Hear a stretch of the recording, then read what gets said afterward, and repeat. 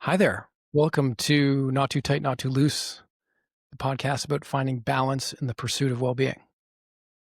I'm Joe Flanders. With me, as always, is my good friend and colleague, Andrew Rose. Andrew, do you want to introduce yourself? Hey, Joe. Yeah, so happy to be here. I'm Andrew Rose. I'm a psychedelic educator, integration coach with private practice. I'm a mindfulness teacher, meditation practitioner, poet. Currently the program director at the Psychedelic Safety Institute, which is a nonprofit dedicated to the safe and accessible expansion of psychedelic care. Um, and just super excited to be here with my good friend and running buddy, Dr. Joe Flanders. Finally putting this podcast together. Why don't you tell us a bit about you, Joe, and we can Yeah. get going. Yeah. So I'm Joe. I'm a psychologist. I have a private practice doing primarily IFS, internal family systems therapy. I also do psychedelic assisted therapy with ketamine, MDMA, and psilocybin. Um, I'm also a mindfulness teacher and practiced a lot of that both as a meditator and a teacher for many years in a organization I founded in 2010 or 2011 called Mindspace. So I'm also an entrepreneur, and I founded a platform recently called Refuge that offers infrastructure and a community for people that want to practice experiential therapy.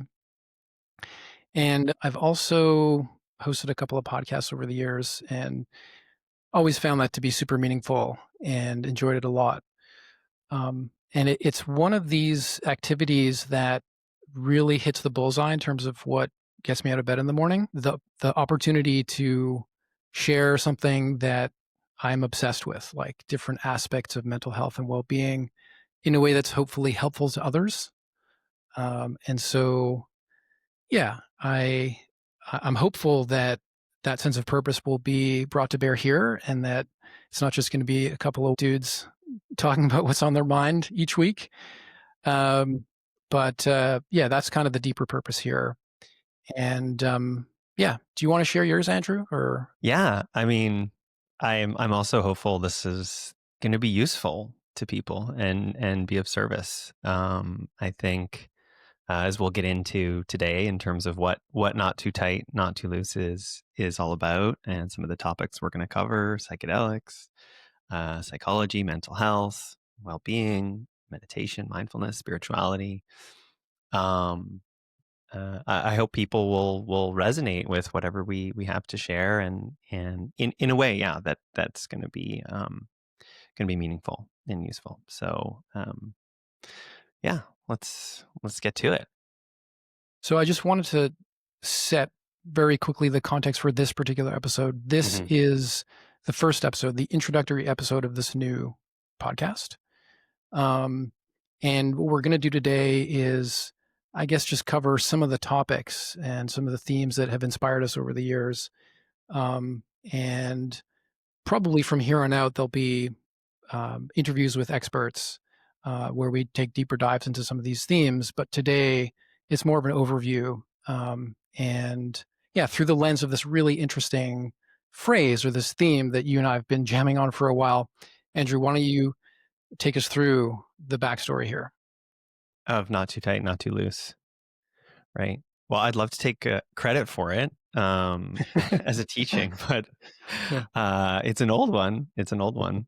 I mean, the story for us in terms of where the seed was planted for, I guess, for this podcast and this frame goes back over 5 years now in a blog post that I wrote when we were working together at Mindspace and sort of early days of what folks sort of refer to as the psychedelic renaissance, this emergence of intentional therapeutic use of psychedelics for mental health and well-being. And I found at the time that a Buddhist teaching that I had always loved from the Sona Sutra really felt useful and just helpful as a way to frame what I was seeing emerging in the mental health and well-being space around psychedelics, and that's this not too tight, not too loose teaching. So I wrote a piece called "Not Too Tight, Not Too Loose: Psychedelics and the Paradox of Well-Being." Um, and at the outset of it, I just retold the story, which I'll do really, really briefly now, as is custom in some traditions, or you're sort of relaying a teaching. The story was about a monk named Sona who was working on his meditation practice and struggling a little bit with sort of how to advance.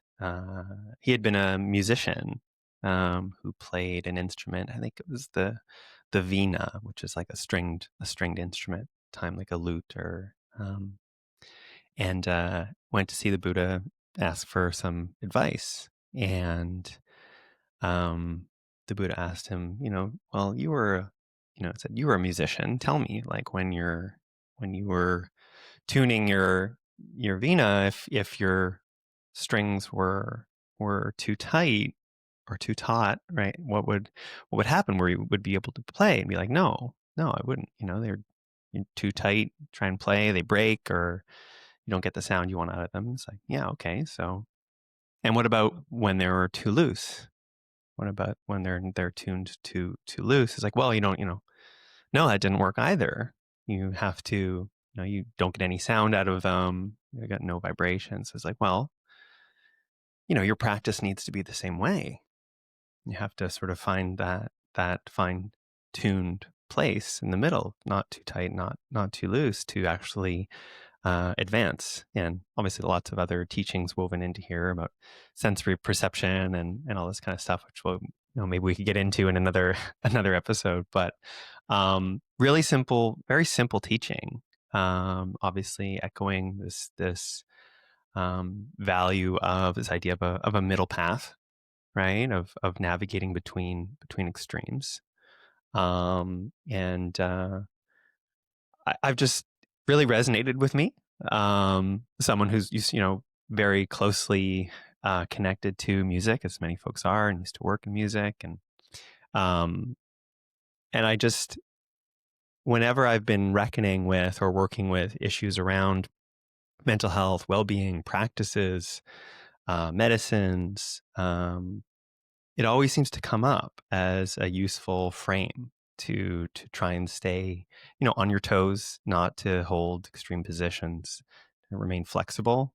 And at the time, it felt really useful in terms of trying to articulate what I was seeing or was emerging in the psychedelic space, because um, the narrative that was starting to emerge and be more adopted and understood as a result of things like Michael Pollan's book, How to Change Your Mind, et cetera, was, psychedelics can really loosen things up, and so many folks struggle um, with various mental health afflictions and difficulties because they're really tight, because there's something really fixed and rigid, right? So this idea of depression or anxiety, these forms of closed systems that are really stuck, and psychedelics being really useful to sort of get things unstuck.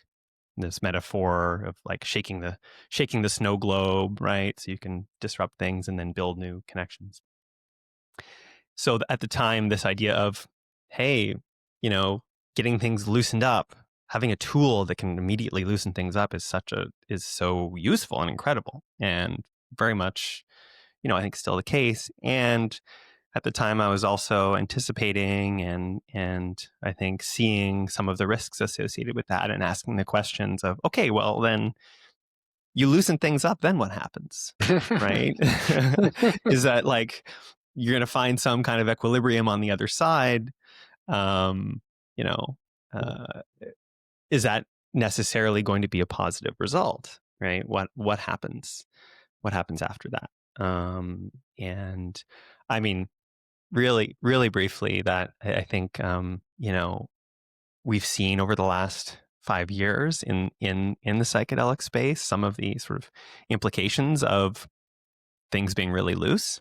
I think I've seen it in my personal life, in my practice with clients, people having really powerful, meaningful, helpful experiences with psychedelics, and also people getting disoriented and confused, and having kinds of difficulties. And some of the work I do with Psychedelic Safety Institute, and some of the more maturing, balanced um, discourse that's emerged around psychedelics really echoes this too.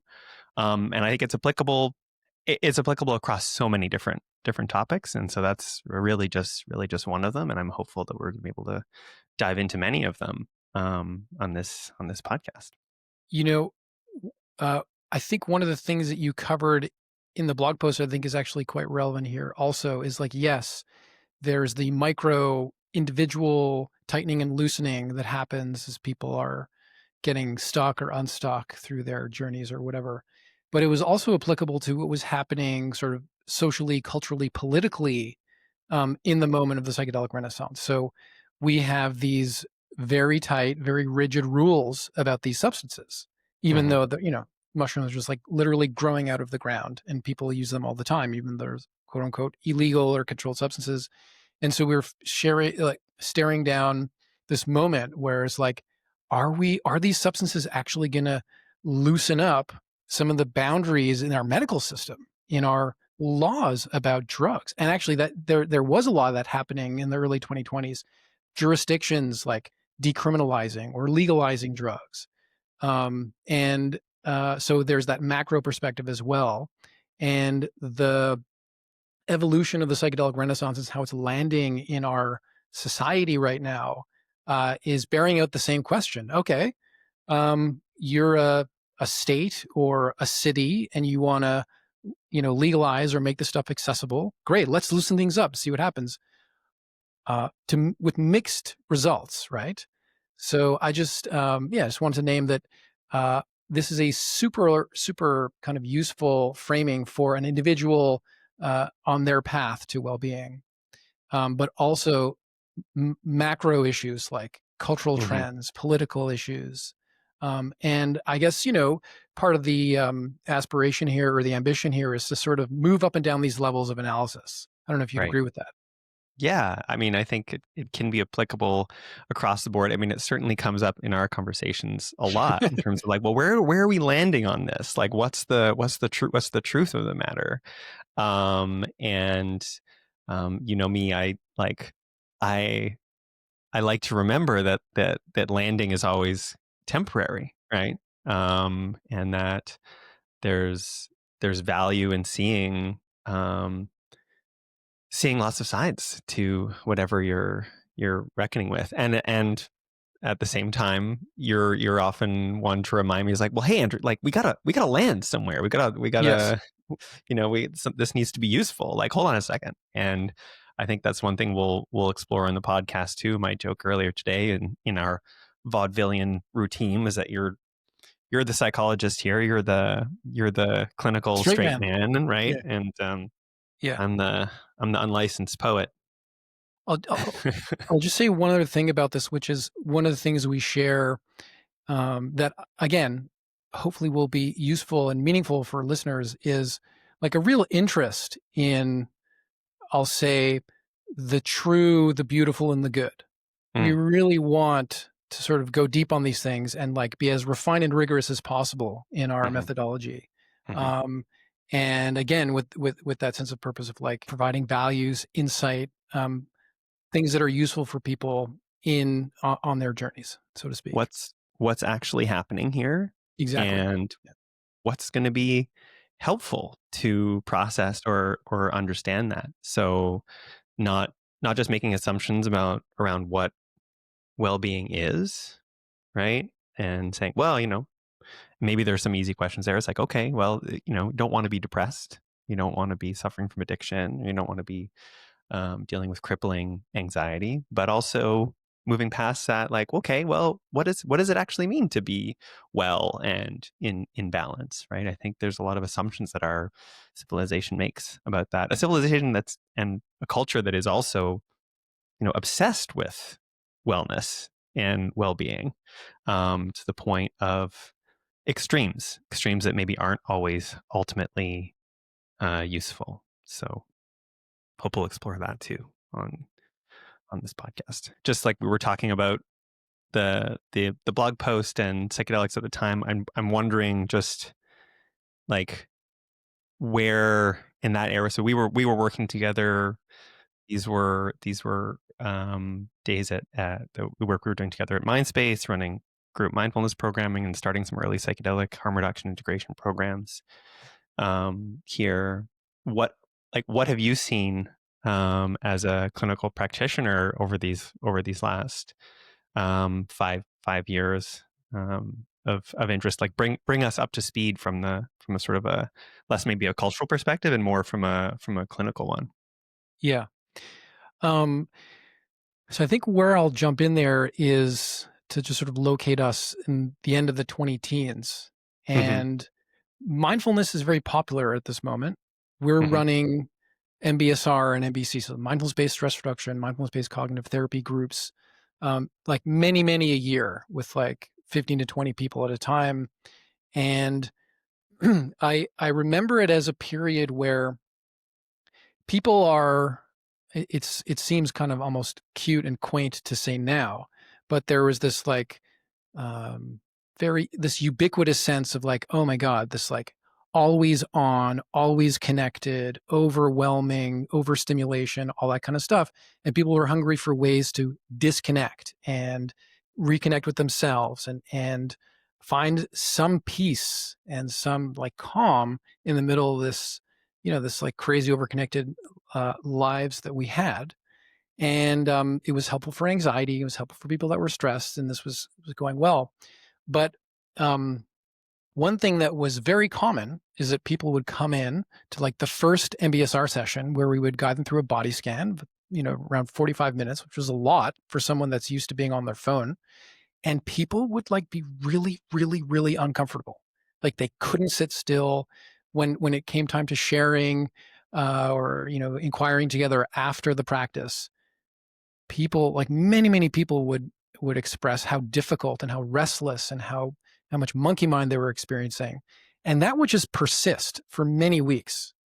And Mm, there would often be like sort of the opening and the settling like week 6, week 7.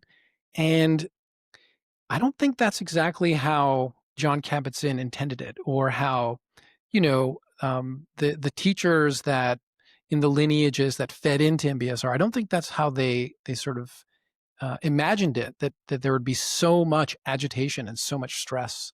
And I remember I did a retreat at IMS, and so a week long retreat. Came back and talked about it Insight after. Meditation Society, just for Thank you. folks. Yeah. Yeah.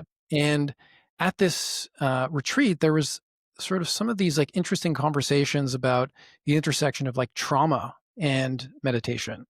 And you and I both know and appreciate David Treleaven's work around trauma informed mindfulness. And and I do think that it is common. It took me like 3 or 4 days for my nervous system to really settle into that retreat, which is again I think common. But it really opened over time my sense of like, okay, there's something missing in the MBSR curriculum around people's nervous systems and what's happening and why it's so hard to settle. And it was something about trauma. And then, in the meantime, as you said, there was some interesting research coming out of Johns Hopkins. There was some momentum forming around clinical models of using these substances for things like depression or trauma and things like this. And so I kind of dove in and got an education about what it would mean to use psychedelics in clinical settings. And one of the takeaways was like, holy smokes, trauma is a thing. I had to get an education about what trauma is, why psychedelics are the sort of unique and interesting tool to work with trauma. And that was really sort of at that moment what happened. And I could say more about, Hmm. my experience developing some competency in this area. But I, became convinced that it's kind of tricky and risky to introduce meditation practice to somebody whose nervous system is like so Right. dysregulated they can't really close their eyes for 5 minutes and sit still. Hmm.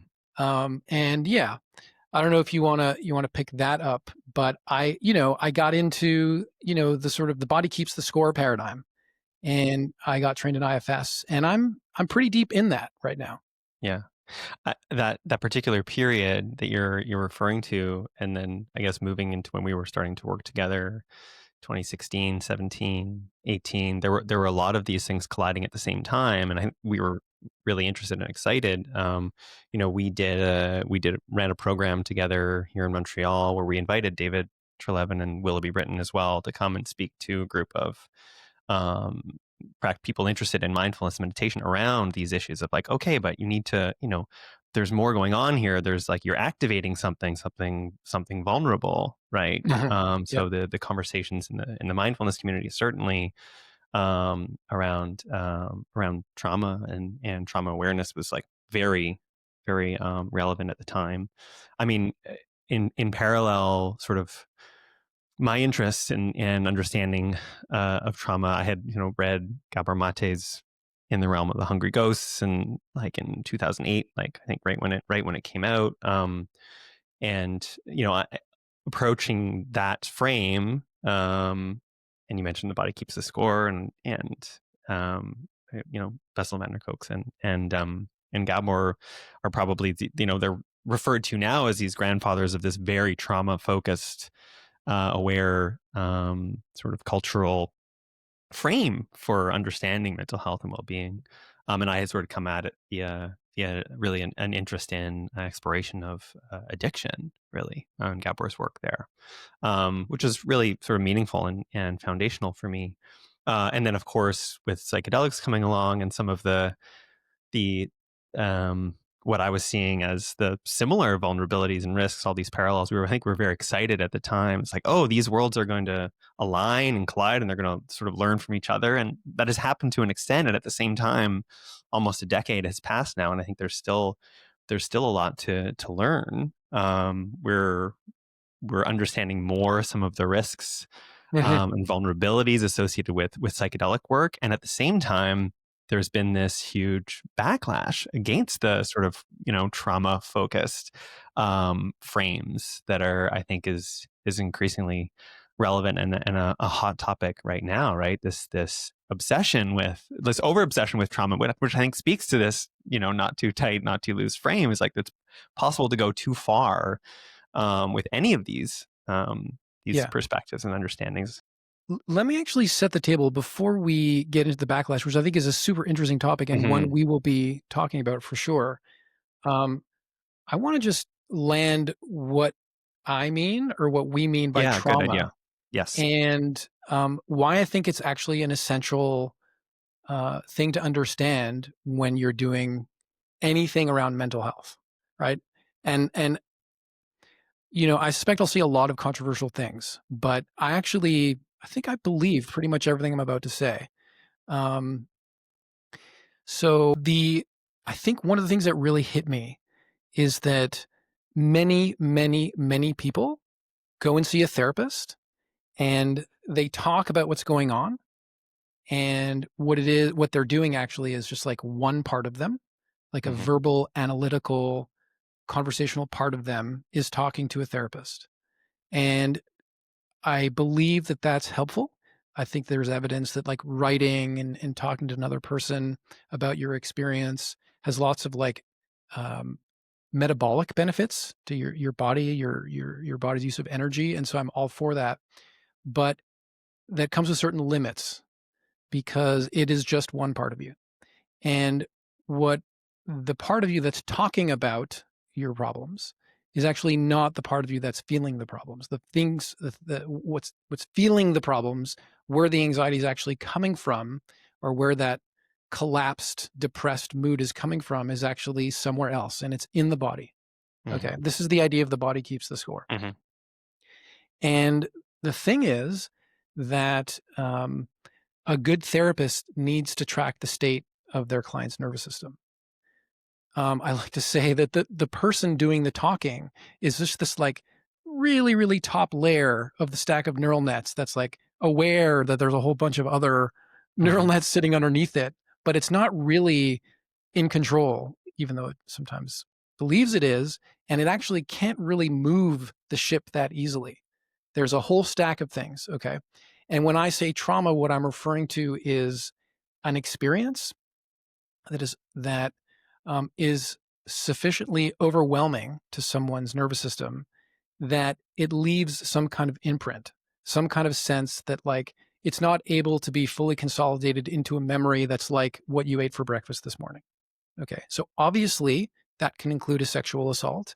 It can include having your leg blown off on the battlefield. Um, it could also include being neglected or abused as a child. These are all things that, because of the magnitude of the event, have the potential to be traumatizing and to really like injure the nervous system in a very physical way. Right. And of course, we know that the relational and attachment context that these things happen in are super important, right? So these awful things could happen to somebody, but if they are cared for by someone that is attuned and that cares about them and wants to hear about their experience and give them a hug, often they don't end up with post-traumatic stress. So these are also, so for me, the key kind of element of the definition is, does the experience leave some kind of imprint or injury in the nervous system? That's what a trauma is, right? It's an Right. injury. My And yeah, Go ahead. okay. And so often this injury is in the body, and talking about it doesn't access uh, the injury, doesn't allow for healing. And so we need some other way. And this is why somatic therapies has become attractive for people. This is why EMDR has become, we're like finding ways around our conventional or typical ways of coping with difficulty. And I think IFS is an outstanding kind of model for working with that doesn't require substances. And then obviously psychedelics are the royal road to the unconscious, as Gabor likes to say. There are these loosening agents that help us get around the defenses that keep us Hmm. from processing the Hmm. really painful stuff. So that's really taken over, right? Like people really identify with this, and it's like, oh, my favorite restaurant was closed on my birthday. It's so traumatizing, right? Right. That's become a thing now. And yeah, maybe you can just speak to how what I think is a very valid therapeutic framework has become something bigger and Hmm. wider and Hmm. this sort of cultural phenomenon. Well, before we do that, I think that's really helpful to sort of orient.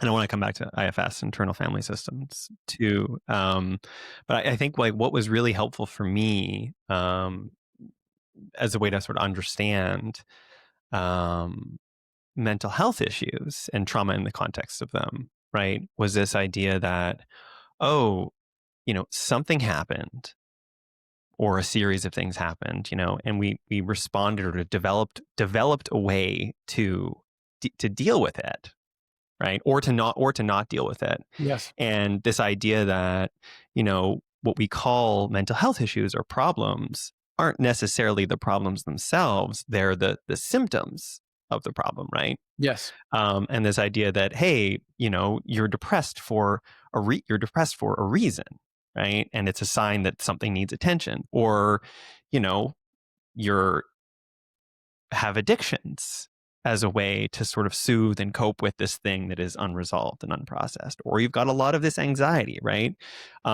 Whereas the approach, I think one of the more conventional approaches before we were sort of this trauma turn, if you want to call it that, was, oh, you've got, you're depressed, that's what's wrong. We need to fix that. We got a pill for that. Or you're Right. you're you're anxious, like that's, well, what's wrong with you is you've got, generalized anxiety disorder. We need Let's to make get the rid of we need symptoms to go get rid away. of that. Yeah, And exactly. this whole idea of like, actually, that's, if you're just approaching that the surface level, you're not treating or approaching the underlying thing. I think that really resonates Yes. with people in this sense. And I think there is some for sure some truth to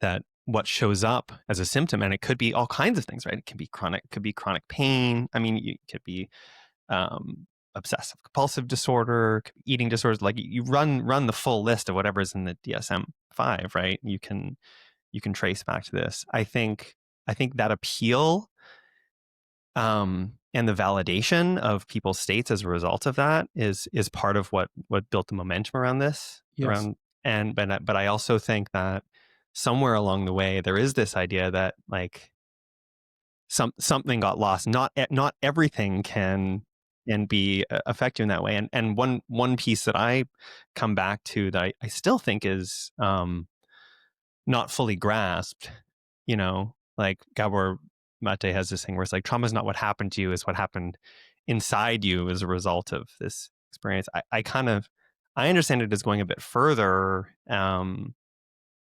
as this idea of like actually being left alone with something and Yes. not having a framework to understand and to make meaning, because you know terrible things happen all the time. You could bring a sort of some of the Buddhist orientation towards this is like they're like suffering and pain. They're woven right into Yes. reality. Like that's not necessarily traumatic. Traumatic is like when you don't understand it. You don't have any modeling for how to grieve or process, right? Or any stories for how to do it. I think to me that's where the truth still kind of lies in terms of what something traumatic versus Yes. versus a difficulty. But yeah. I have definitely encountered, both in my own experience and with my clients, this fool's errand of Mm-hmm, trying to find the trauma that gave mm-hmm, rise to all of the mm-hmm, things, all of the mm-hmm, suffering. Um, Sometimes it's not trauma, mm-hmm, right? And I think that there is a bit of an underestimation sometimes of like, we walk around, I love your phrase, we walk around in this meat jacket, right? We walk mm-hmm, around in this like biological machine that's not going to be functioning perfectly all the time. Um, and there are constitutional um, layers to how we experience things, right? Sometimes our nervous systems are sensitive and we react a lot. Sometimes we're neurodivergent and there's no digging into trauma that's going to like kind of uproot that in some way. Um, and so that's really important. And also, um, you could have a moderately difficult experience that still brings post traumatic stress. You get yelled at work. Your mm-hmm. boyfriend leaves you suddenly. Okay. Um, that can take some time to process. It could take a few days, a few weeks, a few months. It could be like really debilitating for a long time. People call that trauma now. And that may be what it is. It's hard for me to know, but I like to just think about it as like something feels unresolved. Something is like sending a signal that you need to process this because it's still upsetting. And then you need to go and process it in a way that works, often in a safe space with a therapist or whatever.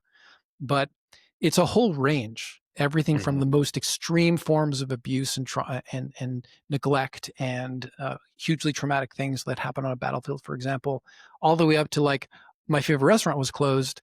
Um, like, okay, that's disappointing, but like 10 seconds later, I'm looking for a new restaurant versus I lost my job. How am I going to support my family? That might take a little bit longer to process. And there's, again, a whole Mm-hmm. continuum.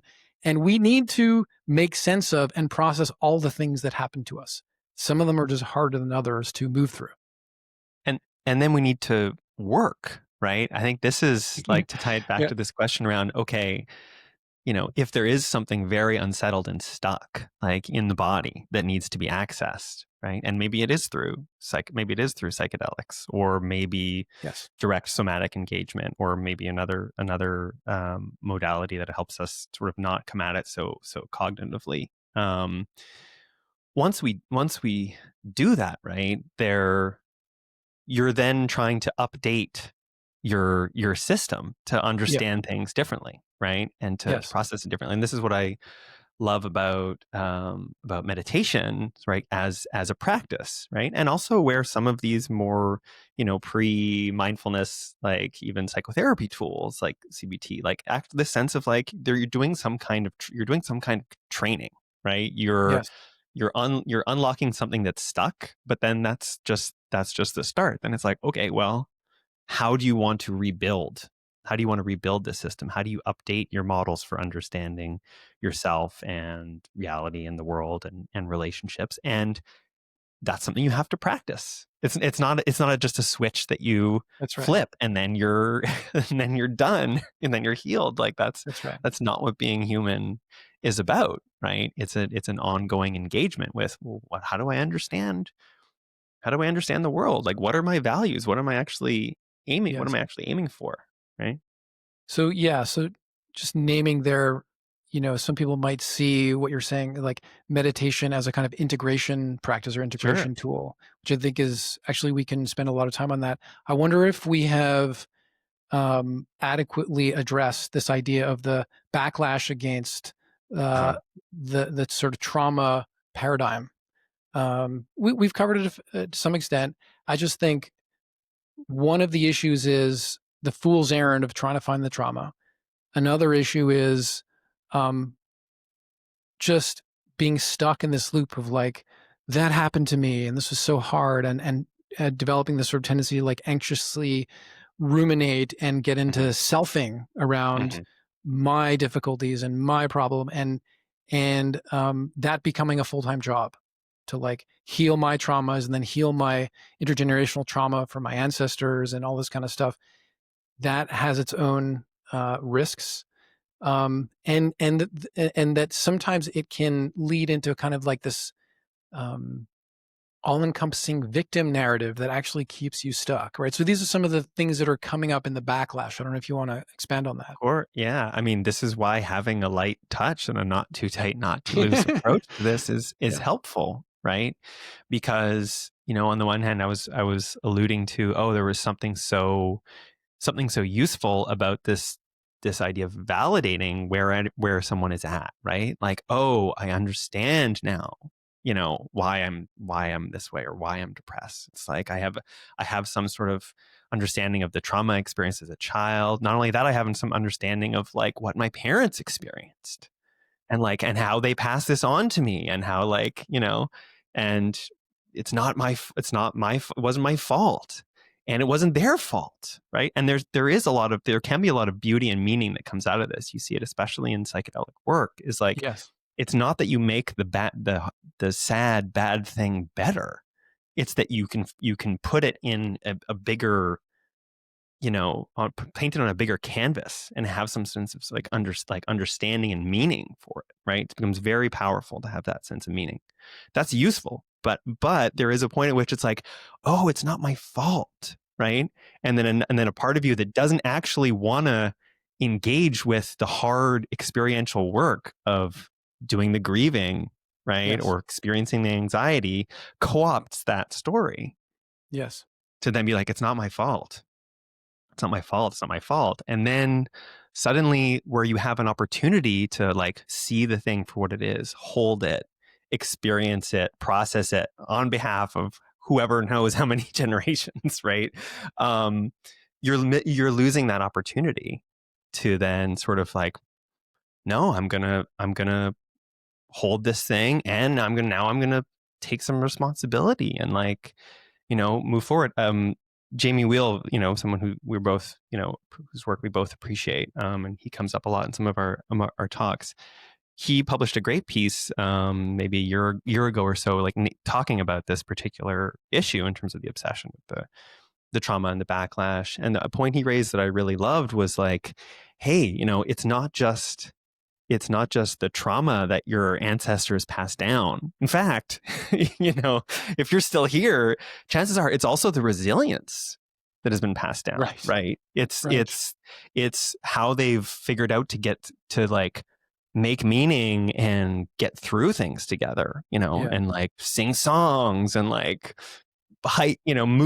move as a tribe, right? Like through like that's also really, really important. And I think it's a good thing that there's an awareness of a tendency to sort of co-opt these stories and take them too far, and then ultimately have them be excuses to not do that harder work. But again, it's a fine line. Some people like have really debilitating PTSD, and don't go telling them that trauma is not a real Yes. thing. That's not helpful.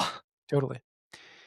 So this speaks to, I guess I would say like another lesson I pulled from my education in or my professional development, learning how to work with psychedelics in a clinical setting, and that is, if we go back to the early 2020s or the late 20 teens, all the excitement around psychedelics, I think, resulted in a kind of a fetishizing of the substances themselves and the Hmm. experiences themselves. Hmm. And you know, what we should have known should have known all along, but now is becoming really clear to everybody, is that it's actually much more about everything before, around, and after the consumption of these substances and the experience that they engender. All that is actually super important, maybe the most important thing. And so, okay, um, you can develop some familiarity with these substances, but the real work is set and setting, the container, the prep, the narrative going in. And, this, I think it's colloquially known as like traumadelia, right? This Rick Doblin idea of like net zero trauma by 20, whatever, 2070 or something like that.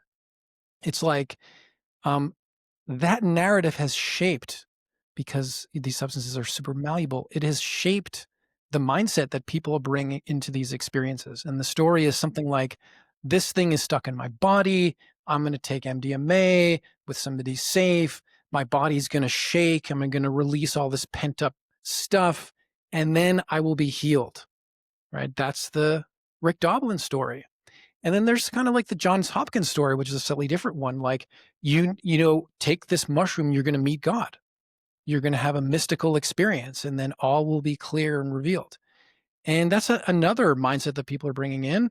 Um, and we're bringing that mindset in without even knowing that we're shaping the experience in advance. Our mutual friend, Kyle Greenway, is a psychiatrist here, has been really sharp in pointing out that piece in the Johns Hopkins culture. Mm. And we're going to have him on the podcast as well. Really, really interesting dude with a lot of interesting things to say about the psychedelic renaissance. The point is, what is the story that people are bringing, the expectations and the mindset they're bringing into their psychedelic experience? Mm. And this is why I think it's hugely important to really work on these elements, right? What's the expectation? What's the story? What's the cultural container that's holding all of this? And I'll let you kind of pick up from here, Andrew, but it has pointed me to the importance and the value of good psychotherapy. Mm. Before you go and have, a quote unquote healing experience with a psychedelic substance, like, build a relationship with the therapist, get to know yourself, understand what's at play here, have a model for understanding your symptoms or whatever. And then the meditation and spirituality thing is like a whole other branch in the tree. So these are some of the areas that I've started focusing my professional activities on, because I think they're super important in working with these substances.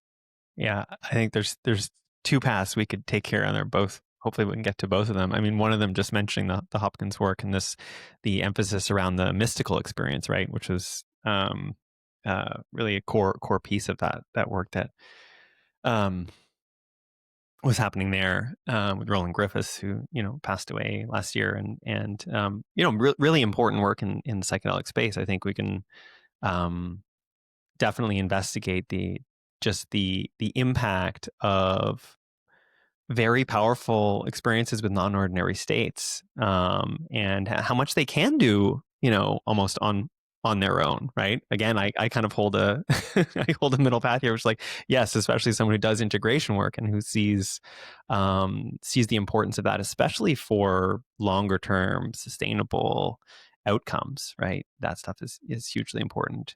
And there's a lot to be said too for a really powerful mystical experience, especially if it's your first one, right? If you're 20, something that's one of your 25th mystical experience, like maybe it starts to get a little less meaningful. You start to undermine the whole operation. Should talk to our friends that are using 5-MeO every week. about that. Right. Oh, I'm sure we'll have some conversations about 5-MeO DMT on this podcast. A very interesting trajectory that substances has had over Es, the last es, 5 yeah, years or so. especially Yeah. as it's intersecting with like Buddhist meditation circles Yes. now. Yeah. Yeah. Yeah. Um, the thread I wanted to orient us back to before we got to sort of the bigger, maybe spiritual questions, Yep. which Yep. you could also frame as also just like relational ones, right? You're saying, oh, you need to have good psychotherapists. It's like, or just like really good relationships, right? Yes. Like Yes. healthy relationships generally. Yes. But I think that also starts with just like a relationship with the self, right? Yep. And Yep. I wonder if maybe just talking a little bit more internal family systems in this context as a starting point Yeah. is helpful. I mean, we've alluded to it here and there, but I'm sure it'll come up as well in this podcast. Yeah. So super interesting. Um, IFS as a therapeutic modality. Um, I got trained in it after I started doing some clinical work with psychedelics with clients. And I should say, by the way, um, all of the psychedelic work that I do is above ground and legal. I don't work in the underground.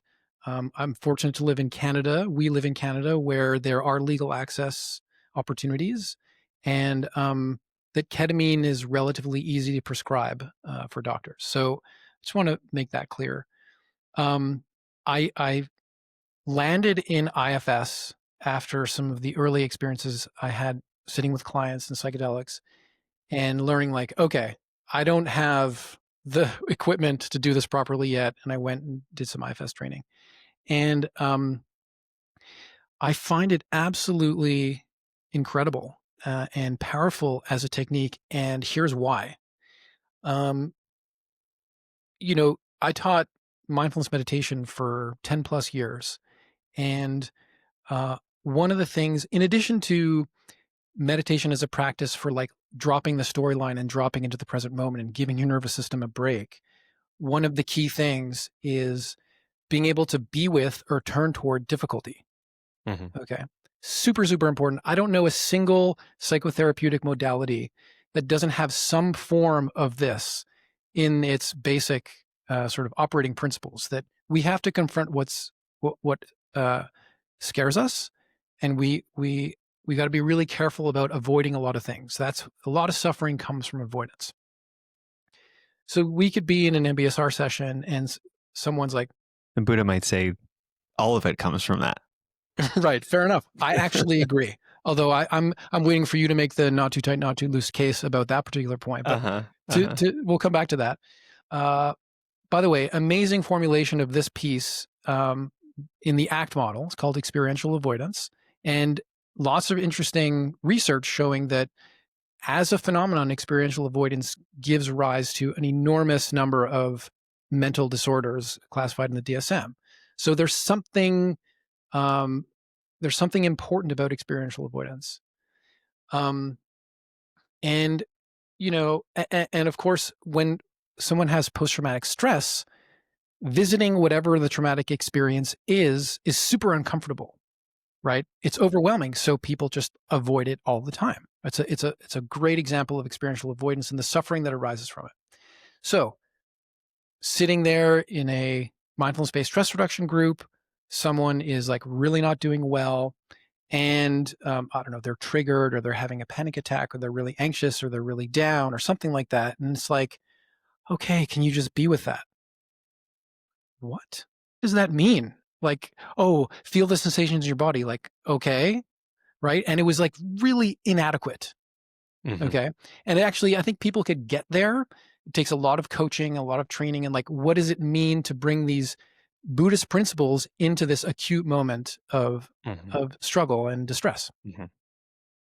But then I learn IFS, and it's like, oh, it's actually like a person in there, right? It is a Mm-hmm. part of you. It is kind of you, and you can actually have a dialogue with this part. Oh, this is really difficult for you. You're panicking. What do you want Mm-hmm. me to know about that? well, I can't believe she said that. I think she's going to leave me. And then, Mhm. oh, wow, I totally understand how hard that could be. And now you've got this way in, this way of Mhm. processing your internal experience.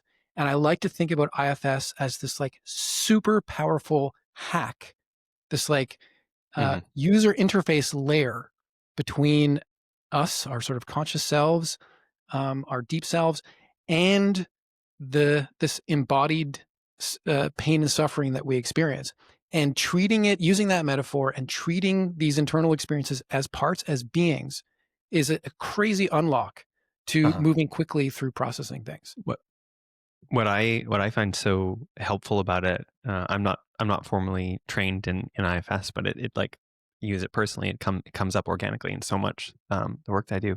What I find most useful about it is, you were alluding to, okay, you can access this part, right? This that Yes. normally wouldn't approach, right? I'm not supposed to go there. What I find so useful about it, and there's I think there's some kind of analogous relationship here to what we were talking about before about the validity of these symptoms that show up in these Yes. ways of coping is like Yes. the hack is the way in is you also approach the parts that are blocking access to that, Totally. right? You're not those are not enemies. Those are not things to be gotten rid of, right? Or overcome. So many Yes. people have they have the sense that something's not right, but then they have this frustration with themselves, right? Because they get angry or they're they can't hold their attention, they can't pay attention to anything, right? They're like, oh, I wish I wasn't like this, I wish I wasn't like this, right? And Totally. the hack to me is that first step of like, wait a second, they all of these parts of you might have a really valid Yes. reason for behaving this way. Let's try Yes. and understand them and Yes. bring them to the table for a conversation, Yeah. and Super, that, like, super important. then things then they start to loosen, right?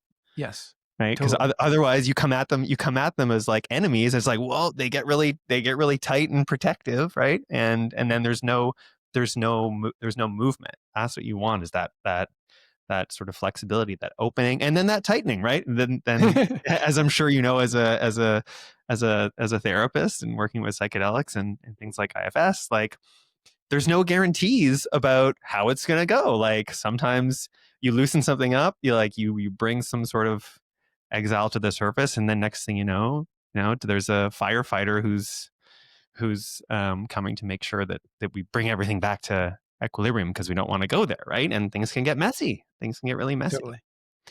Um, I One of the ways I've understand this hack, I think, is a useful framing. If you'll just bear with me for like a little evolutionary just so story. Um, there's lots of evidence that this top layer of our brain, the cortex, the cerebral cortex, evolved primarily for us to be skillful in tracking relationships. Right? It's basically like a relationship tracking machine.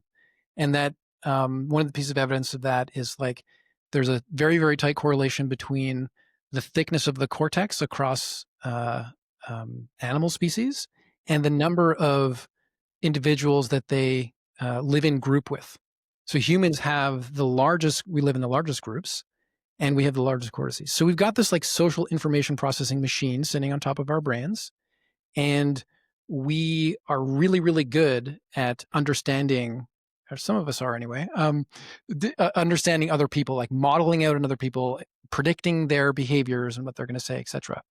And then we take that machine and we just like or reorient it inward, and we apply all the machinery to our own internal system. And I think it's also worth mentioning that IFS stands for internal family systems, right? It was discovered as a modality by Dick Schwartz, who is a family therapist. He was tracking relationships between actual family members. And then when he was doing individual therapy, realizing, wait a second, that kind of conflict between the two internal parts sounded a lot like the siblings in that family session I did. And Mhm. off we go. Mhm. Um, the the the other interesting thing about IFS is that um, people can go really deep really fast. Okay.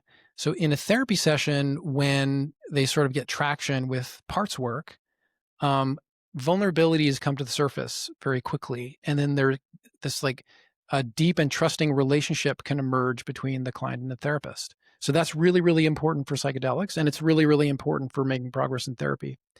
And it's also kind of a weird, trippy, Hmm. non-ordinary state that's a lot like psychedelics. Hmm. And so IFS and psychedelics play really, really well together for all the reasons I just named. And yeah, I've just been delighted by the, what these tools are now unlocking for me personally and in my practice with clients. They play really, really well together until you unlock the gates of hell, and all those malevolent entities come for you and your family, right? That's right. I mean, That's right. I wonder if this is like just alluding, because like in keeping with the theme of the episode, right?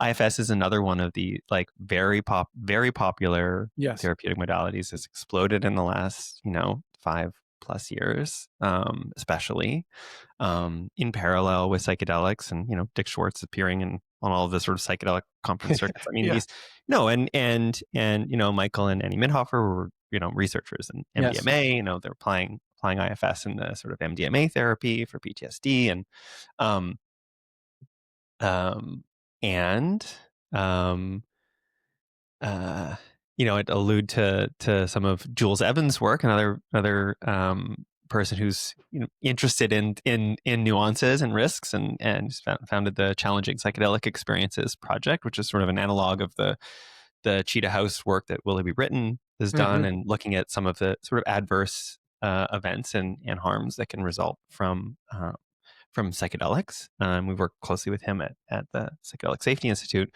But he wrote a piece not long ago looking into IFS and some of the where things can get weird, right? And some of the models and sort of like frameworks for it. And I think having a not too loose sort of caution around this is useful as well, right? Like, okay, it's great for accessing a stuck sort of system, right? But insofar as IFS is built on or predicated on this idea that we all have multiplicity, right? That there's this sense that we all have these multiple sort of personalities, which is a reference point that Dick Schwartz will often use when trying to explain it to folks, right? It's like, well, people have multiple personality disorder. I'm sure you saw it on a TV movie growing up or whatever. These really crazy cases. Well, we all have that, right?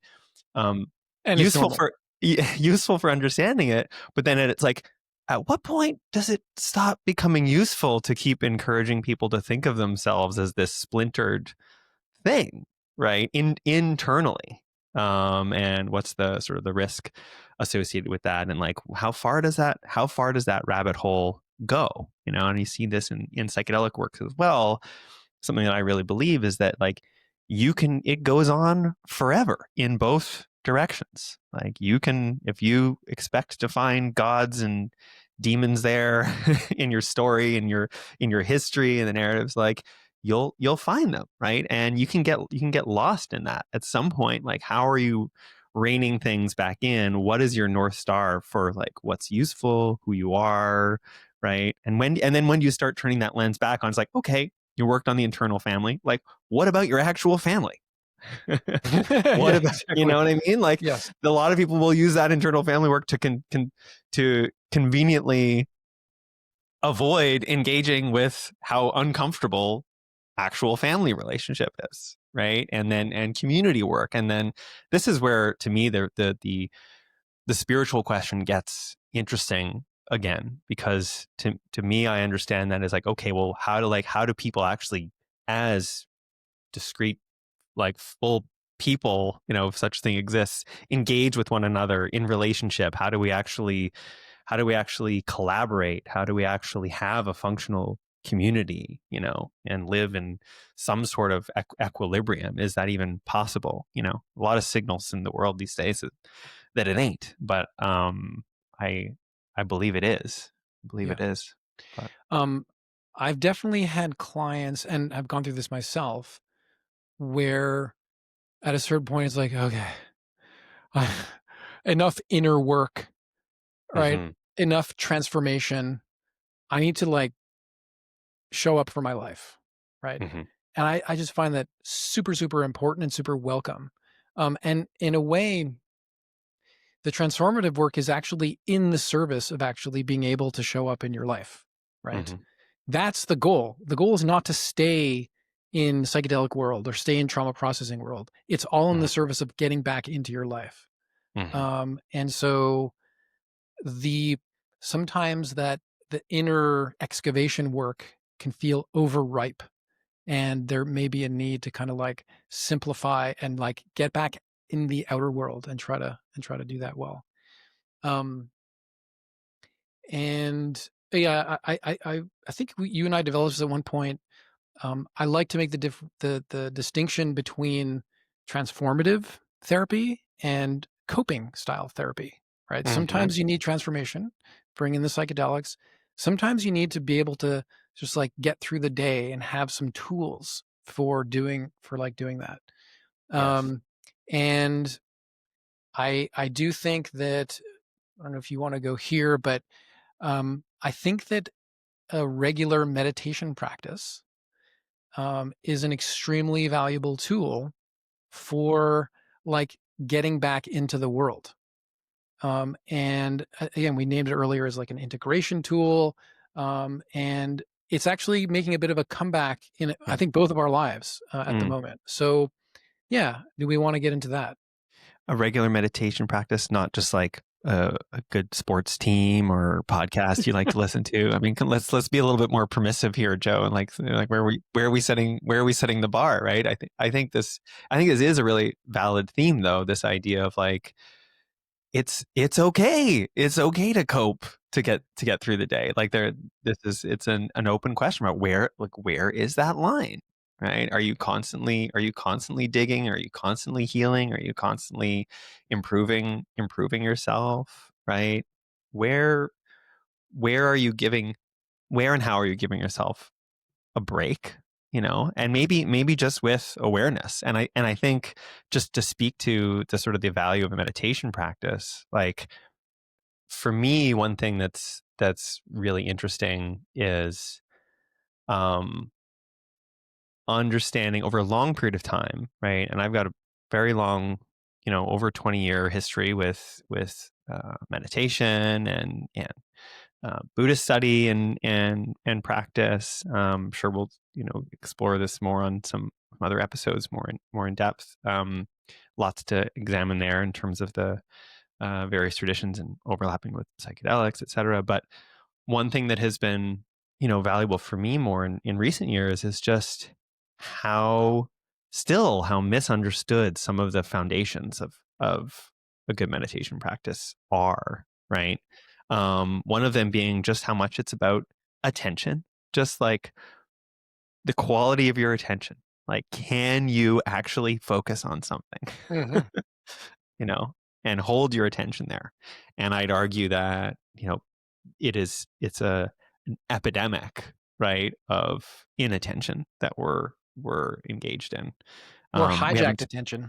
hijacked attention, right? We haven't talked about AI at all, and I'm sure that's something we are going to explore in the podcast too. Another topic that has too tight and too loose sort of approaches. I think we're both really excited about the sort of the practical implications of AI in therapy, and also terrified of how it's amplifying our already hijacked nervous systems relative to our devices. You see that with our kids. So meditation, just coming back to meditation, the quality of your, like, just actually learning how to pay attention, right?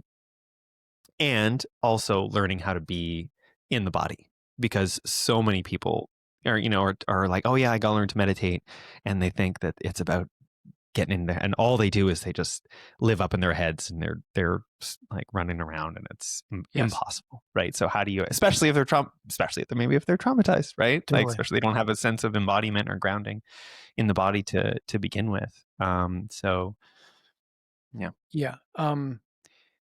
As a kind of day-to-day practice, aside from exercise and Mm, watching hockey, I think that it doesn't get any better than meditation. mm. Of course, I'm joking about hockey, although that is a practice of mine and yours, which hopefully won't take up too I have much of the airtime of this no idea podcast. what you're talking about. Different podcast. It doesn't get much better than meditation, for all the things you named. And I also think whether so in the early days when I was I learned to, or I got trained to deliver MBCT.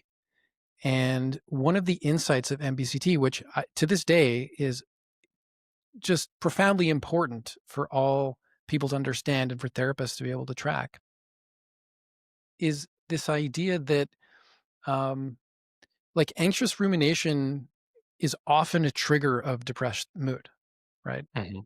And so when we get up in our heads and we're lost in thought, there's the old cliche that we have a negativity bias, right? When we spend most of our time not in the present moment, we spend most of our time thinking about the past or thinking about the future, and it's not often. Most of the time, it's not like all the amazing things that happened or will happen. It's often about the things that went wrong and the things that might go wrong in the future, and just like feed that into your attention system all the time, you're going to be down or anxious, right? Mhm.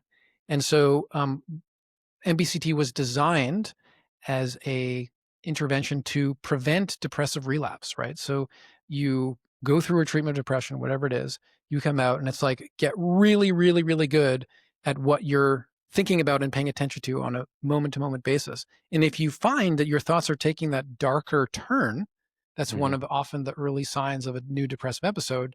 Like find another way to relate to your experience, drop into your body, get out and do something, spend some time with a loved one.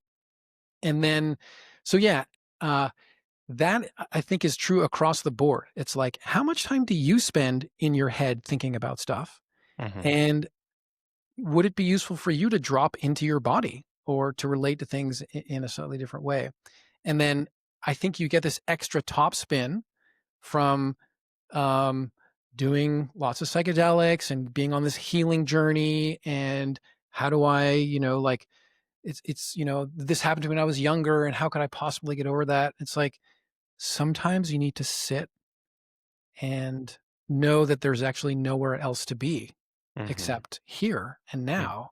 And everything else we're doing is about being okay with what's happening here and now. What I'm tempted to bring the counter in here, and I think a story that's really something that I hear and encounter a lot more just in therapeutic circles too is like, what if things aren't okay, right? Like this idea that like, hey, the fact that you're depressed and anxious right now is actually a totally valid place to be, given the conditions of the Yes. world, right? And the suffering that might be very, very present, or that might be very far away, geographically, and yet still being fed to you on your phone or whatever. Like, I think that's a hard ongoing problem is how to navigate that territory too. I see it with Yes. clients as well, where it's like, no, this is bad, you know? And watching for that sort of that impulse to, well, we can to bypass, right? It's like, well, we have these tools that make it okay, Yes. Yeah. right? Like take some psychedelics or meditate, right? And then you're actually totally avoiding maybe some responsibility, right? Maybe some way of being, and that honors that. And at the same time, you want to, if there's a position to hold, if there's anything to be done to to Yes. to make things okay, you have to be able to be regulated, to engage with it, to engage with it. So you know more about this than me, Andrew, but um, there's actually quite a complex history of bypass Hmm. and suffering Hmm. in the History different of lineages. And spirituality and religion in the world. yes, yes, maybe you can just run with that a little bit, right? Sometimes being okay with the present moment is exactly what we need. And, even it's even possible to be okay with how awful the state of the world is at the moment, Hmm. but not be struggling with it, right? Hmm. But Hmm. sometimes that's a bypass, and sometimes it's Hmm. a bypass that can hurt our own well-being because we're not dealing with something that we could be dealing with. But sometimes that bypass can lead to aggression or suffering of other people around us. And yeah, I wonder if you can share some of your insights into that phenomenon. Yeah, I do not have a solution for this particular paradox and problem, um, which is, yes, being okay with what is, to the point where it's not ruling you, and right, can and has been used as a way to just bypass um, stuff that's things that are unjust, right?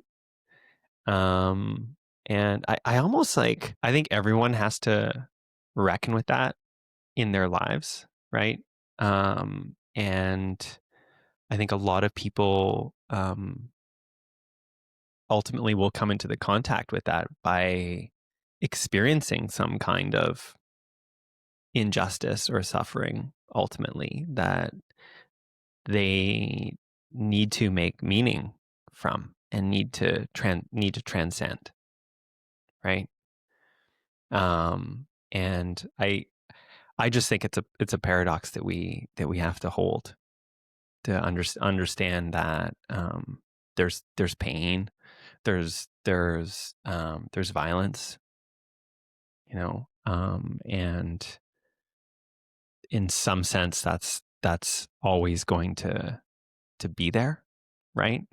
Not as an excuse, right? Watching for the temptations to apolitically avoid whatever's happening, but this idea of, you know, I admire Rick Doblin's vision for no net trauma, like 2070, and depending on how we define trauma, maybe that's a vision for an enlightened society where there's no resistance to the truth of suffering, right?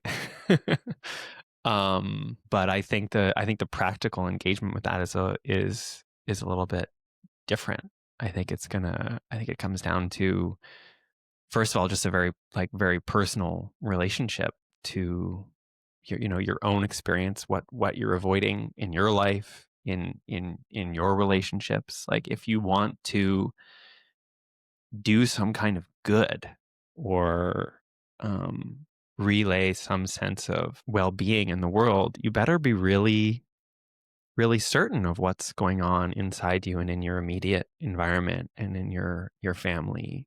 Otherwise, you're very likely to perpetuate more harm. You know, and I think our story is, just to get back to your previous question around the pitfalls of institutionalizing rules for well-being and um, behavior, right? Like, there are certain experiences of connection and communion that come with, like, sharing non-ordinary states with others, right? And finding balance and equilibrium with beings you're around. And very quickly we start to want to hold them down, write them down, turn them into laws, turn them into rules, turn them into institutions that then become really rigid and disconnected from what's actually happening on the ground in the world. And then maybe there is real insight and real wisdom and real positive intent, that the next thing you know is perpetuating all kinds of harm and abuse. And you know you go and burn down every single burn every book and every building um that's you know that's had a role to play in wherever civilization has gotten. I don't know if that's going to be helpful either. It does feel like there's pitfalls on both sides, right? Hmm. If I can kind of like sharpen up the paradox you're naming, like, I definitely think there's a mistake to make around overdoing, um, kind of the selfing, this ongoing storytelling about me and my life and my needs not being met and being stuck in that story. Um, Even though sometimes a dose of that can help with healing, sometimes you need to get out of your mind and into your life, to take a nice phrase from ACT. But on the other side, if you get into your life so much that you don't pay attention to to the pitfalls of the bypass, there's another kind of suffering waiting for you. And I think these stories of highly gifted yogis and meditation teachers that probably have trauma because they were taken away from their families when they were little, and they end up sexually assaulting their students, is an example of the pitfall on the other side. Hmm. And so, yeah, is this not pointing us back to the theme of the day, which is finding that sort of like that balanced path? Yeah.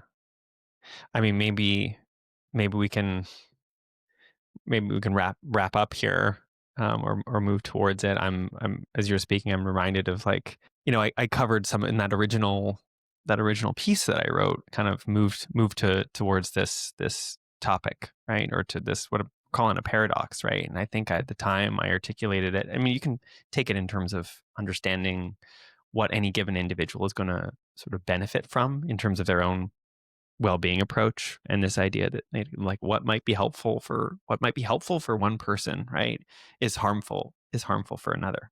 And it's can be really hard to know without sufficient sort of context and history and real attuned care, like what is going to help, at any given point in time with any given individual, right? We want these clearly defined answers around, this is the thing that's wrong, this is the thing that just fixes it, and when we put those together, everything will be hunky dory, right? It doesn't work that way. And I think, you know, um, the example I gave and in that piece was like, what do you do?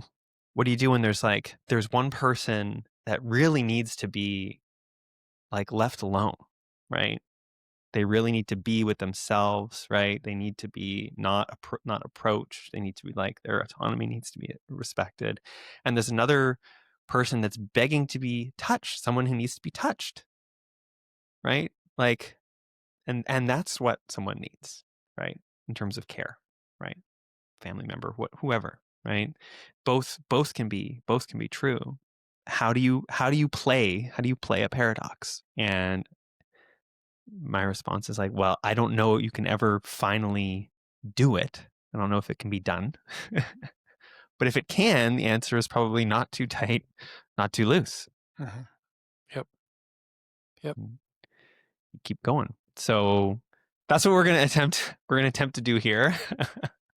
I hope we're successful, relatively speaking, in communicating that today. But yeah, anything you want to add, Joe, to the conversation, or that we should let folks know about in terms of what else to expect going forward? Yeah, I guess maybe bringing it to kind of more practical considerations that most of the episodes will be interviews with Mhm, experts, right? mhm, And we'll be covering maybe in a deeper way some of the controversies and tensions and paradoxes that we've raised here, and mhm, other ones.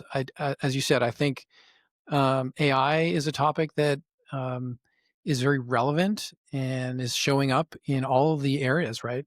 mhm, AI trip sitters, AI IFS therapists, mhm, AI spiritual teachers, like all this kind of stuff. So that'll be something we'll talk about. And occasionally you and I will get back together and unpack or debrief or maybe jam on something that's happening currently, right? And as we've said many times, this is the framework we're bringing to these experiences or to these phenomena, and that we hope that this way of thinking, this way of this kind of discourse is enriching for people in their own on their own journeys. So yeah, that's where I would leave it. well, I hope folks will join us for the next one. I'm sure we'll have a bunch of stuff posted in show notes. Are we going to have show notes? Yeah, I sure hope so. Sorry, I haven't. It's been a while since I've been running a podcast. Right. I won't say how long to not betray your actual age, but yeah, that's 20 my years. department. What? 20 years. 20 20 years years. Great. ago. Yeah. Great. Yeah, there will be show notes, and I guess that's my department. So yeah, we'll do everything we can to make it as accessible for people, and looking forward to more. Okay. See you next time. See you next time. Bye, Andrew.